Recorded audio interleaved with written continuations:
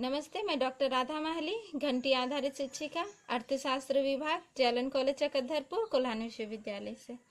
आज का ये video UG semester 5 economics honours के विद्यार्थियों के लिए है। स्टैटिक्स पेपर से रिलेटेड है। आज हम लोग इस वीडियो में सीखेंगे कि स्टैंडर्ड डिविएशन का कैलकुलेशन डिस्क्रीट सीरीज के अंतर्गत कैसे किया जाता है। खंडित श्रेणी के अंतर्गत प्रमाप विचलन की गणना करना हम लोग सीखेंगे। तो डिस्क्रीट सीरीज के अंतर्गत जब हम लोग स्टैंडर्ड डिविएशन के कैलकुलेशन करते हैं तो उसके लिए भी दो मेथड है, एक डायरेक्ट मेथड है और दूसरा शॉर्टकट मेथड है। तो हम लोग एक एक एग्जाम्पल के द्वारा शॉर्टकट मेथड से और डायरेक्ट मेथड से, दोनों मेथड से स्टैंडर्ड डिविएशन का कैलकुलेशन कैसे किया जाता है इसको हम लोग सीखते हैं। आइए सबसे पहले हम लोग डायरेक्ट मेथड से डिस्क्रीट सीरीज के अंतर्गत खंडित श्रेणी के अंतर्गत प्रमाप विचलन की गणना करना सीखते हैं। इसके लिए मैंने यहाँ पर एक प्रश्न लिया हुआ है और उस प्रश्न में देखिए यहाँ पर x दिया हुआ है और f दिया हुआ है। मैंने आपको बताया था कि जब भी आप स्टैंडर्ड डिविएशन का कैलकुलेशन डायरेक्ट मेथड से करिएगा तो एक्चुअल मीन आपको निकालना पड़ेगा और शॉर्टकट मेथड से करिएगा तो एज्यूम मीन से होता है। तो हम लोग यहाँ डायरेक्ट मेथड से बना रहे हैं तो हम लोग को सबसे पहले एक्चुअल मीन निकालना होगा। तो खंडित श्रेणी में हम लोग सबसे पहले एक्चुअल मीन निकालेंगे। तो एक्चुअल मीन निकालने के लिए हम लोग को एफ एक्स करना पड़ता है, एफ इंटू एक्स यानी कि 5 दूना 10। इस तरह से हम लोग क्या कर रहे हैं, एफ एक्स करते हुए हम लोग चलेंगे। यहाँ हो जाएगा 70, यहाँ हो जाएगा 165, 300, 250, 120 और यहाँ हो जाएगा 35। तो टोटल किए तो ये हो गया 950। तो x बार बराबर क्या होगा, sigma f x divided by N. N कितना है 50, देखिए यहाँ टोटल किया हुआ है तो 950 और बटे एन हो गया 50। तो ये आ गया आपका 19। तो x बार पूर्णांक में आया है 19। चलिए हम लोग इससे डायरेक्ट मेथड से कैलकुलेट कर सकते हैं। तो अब हम लोग यहाँ पर क्या करेंगे, d निकालेंगे यानी कि x में से हम लोग माइनस कर रहे हैं 19 को। तो x है 5 और उसमें से हम लोग 19 को माइनस करेंगे तो -14 आ जाएगा। फिर देखिए यहाँ पर x है 10, उसमें से 19 को माइनस करेंगे तो -9। इसी तरह 15 में से हम लोग 19 को माइनस करेंगे तो -4। अब यहाँ पर देखिए 20 है, 20 में से 19 को माइनस करेंगे तो यहाँ हो जाएगा +1। 25 में से 19 गया तो +6, यहाँ पर +11 और +16। अब हम लोग को यहाँ पर क्या करना है, हम लोग स्क्वायर कर लेंगे अपनी सुविधा के लिए। यहाँ पर d का स्क्वायर कर लेंगे तो यहाँ -14 है, -14 का स्क्वायर करेंगे तो -14 गुना -14, माइनस माइनस प्लस और ये हो जाएगा 196। इसी तरह 9 का करेंगे तो हो जाएगा 81, 16, 1, 36, यहाँ हो जाएगा 11 का 121 और 256। अब यहाँ नेक्स्ट कॉलम में हम लोग क्या करेंगे, एफ डी स्क्वायर करेंगे। ये जो डी स्क्वायर आया है इसको एफ के साथ गुना करेंगे। तो यहाँ हमारा डी स्क्वायर कितना है 196 और एफ है 2, ये दोनों को गुना किए तो 392। अब यहाँ पर 81 और यहाँ पर है 7, दोनों को गुना किए तो 567 यानी कि 567।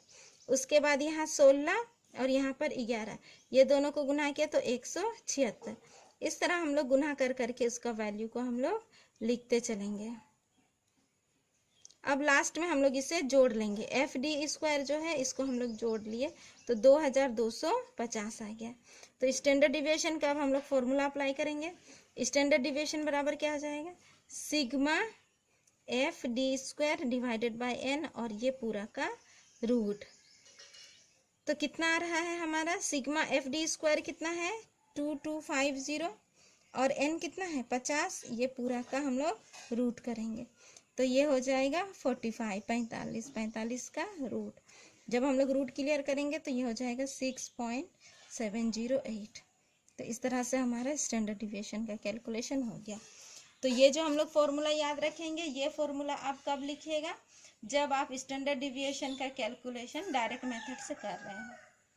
अब हम लोग इसी प्रश्न को शॉर्टकट मेथड से हम लोग बना के देखेंगे।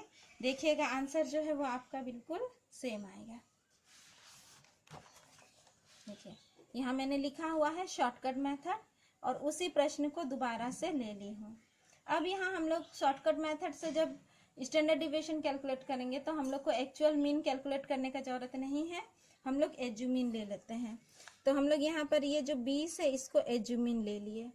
अब एज्यूमीन ले लिए तो हम लोग डायरेक्ट यहाँ पर dx लिख रहे हैं। dx मतलब क्या हो जाएगा, x में से हम लोग 20 को माइनस कर रहे हैं एज्यूमीन को।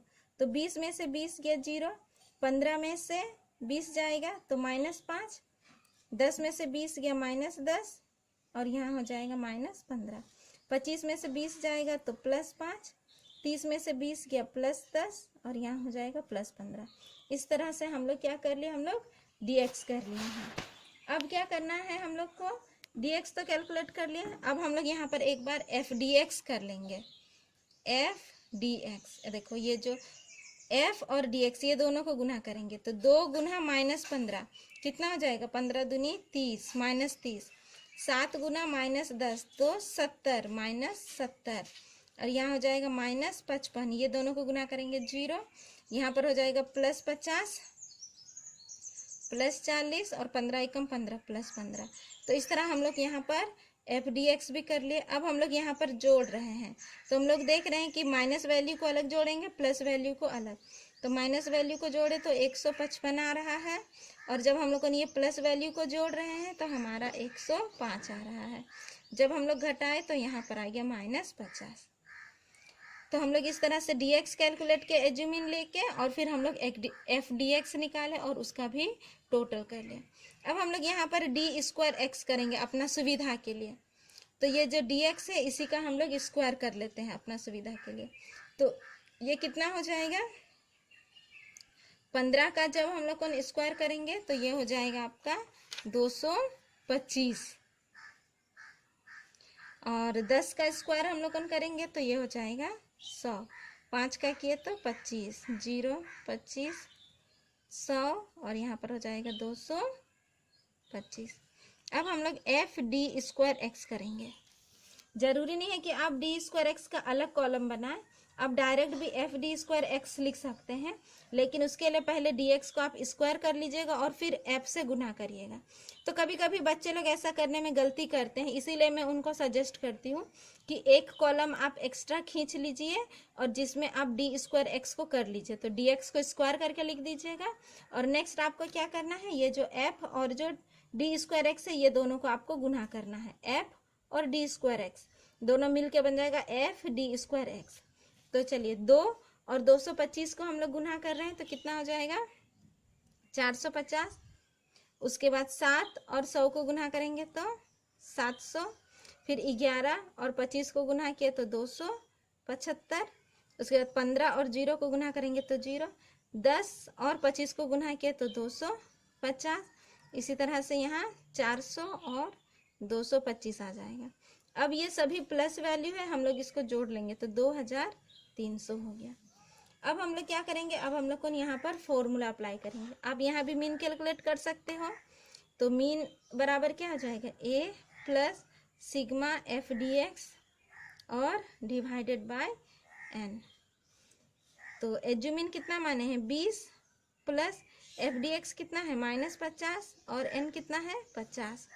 तो ये हो गया 20 - 1 19। देखिए आपका मीन भी आ गया।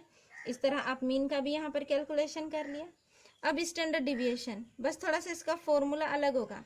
शॉर्टकट मेथड के लिए फॉर्मूला थोड़ा सा अलग होगा।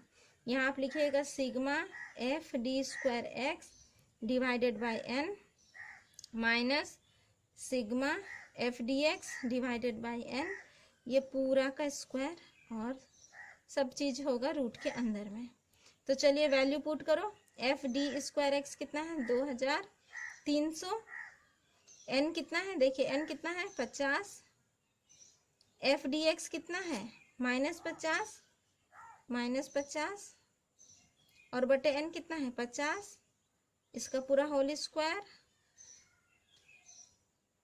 तो ये कितना आया, यहाँ पर हम लोग देख रहे हैं इसको भाग दिए तो ये आ गया आपका 46 और माइनस यहाँ देखिए यहाँ कैंसिल होके 1 आ जाएगा और 1 का स्क्वायर भी 1 ही होगा। तो ये आ गया 45, इसका रूट 6.708। देखिए आंसर सेम आया। बस आपको ये याद रखना है कि आप शॉर्टकट मेथड अप्लाई कर रहे हो तो ये फॉर्मूला लिखिएगा, और डायरेक्ट मेथड अप्लाई करिएगा तो पहले जो मैंने आप लोगों को फॉर्मूला दिया था उसको आप लोग लिखिएगा। तो इस तरह से हम लोगों ने सीखा कि डिस्क्रीट सीरीज यानी कि खंडित श्रेणी के अंतर्गत स्टैंडर्ड डिविएशन यानी कि प्रमाप विचलन की गणना हम लोग कैसे करेंगे। डायरेक्ट मेथड से भी सीखा हम लोगों ने और शॉर्टकट मेथड से भी। आप लोग दोनों मेथड को ट्राई करिए, जिसमें आप कंफर्टेबल हो उस मेथड को ही आप फॉलो करिए और उसी को आप बढ़िया से प्रैक्टिस करिए। तो आज के वीडियो के लिए इतना ही। नेक्स्ट वीडियो में हम लोग सीखेंगे कि कंटिन्यूअस सीरीज के अंतर्गत स्टैंडर्ड डिविएशन का कैलकुलेशन कैसे किया जाता है। तो तब तक के लिए अगले वीडियो में मैं फिर आप लोगों से मिलूंगी। तब तक के लिए धन्यवाद।